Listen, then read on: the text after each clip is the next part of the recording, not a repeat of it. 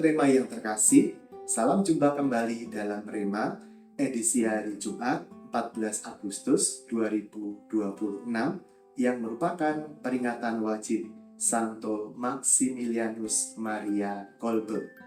Tema kita hari ini, setia itu berharga.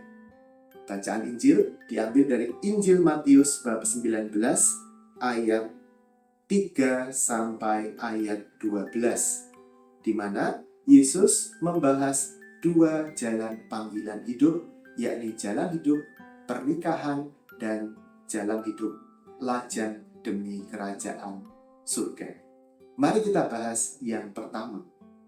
Ketika Yesus ditanya oleh orang Farisi, apakah seorang boleh menceraikan pasangannya dengan alasan apapun, Yesus menjawab seperti ini. Tidakkah kamu baca bahwa Ia yang menciptakan manusia sejak semula menjadikan mereka laki-laki dan perempuan? Kemudian dikatakan di ayat 6, demikianlah mereka itu bukan lagi dua, melainkan satu. Karena itu, apa yang telah dipersatukan Allah tidak boleh diceraikan manusia. Tuhan Yesus dalam bagian awal jawabannya kepada orang Farisi itu sebenarnya mengutip secara tidak langsung bagian dari kitab Kejadian. Sejak semula Allah menciptakan pria dan wanita. Artinya apa? Kesetiaan pasangan suami istri adalah kehendak Tuhan sendiri. Kesetiaan itu mahal dan berharga karena merupakan kehendak Tuhan sendiri yang patut untuk diperjuangkan. Maka setia kepada pasangan, setia kepada keluarga, itu bukan sebuah pilihan yang bisa diambil atau tidak diambil. Kesetiaan itu bukan soal transaksi. Sejauh pasangan memberikan kepada saya sesuatu, maka saya juga akan memberikan kepada dia juga sesuatu. Kesetiaan itu bukan soal memberi dan menerima, tetapi adalah soal melaksanakan kehendak Tuhan dalam hidup suami istri. Maka semakin kita setia, berjuang untuk setia kepada pasangan dan kepada keluarga, kita sedang memenuhi kehendak Tuhan sendiri. Jadi, kesetiaan itu adalah jalan ke surga yang layak untuk kita perjuangkan bersama.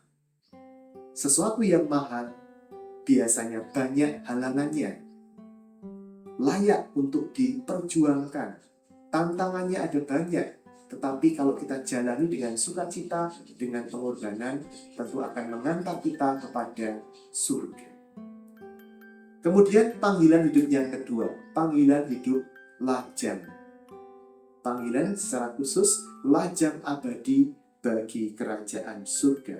Yesus bersabda, ada orang yang membuat dirinya demikian karena kemauannya sendiri, oleh karena kerajaan surga. Maka hidup membiara bukanlah sebuah pelarian ya. Seringkali orang bercanda karena putus cinta kemudian masuk ke biara, atau karena ada ketakutan untuk menikah kemudian masuk ke biara. Nah, hidup membiara yang sejati bukanlah sebuah pelarian, tetapi sebuah pilihan yang disadari. Pilihan yang didasarkan pada semangat kerajaan surga untuk berbagi sukacita kerajaan surga kepada semakin banyak orang.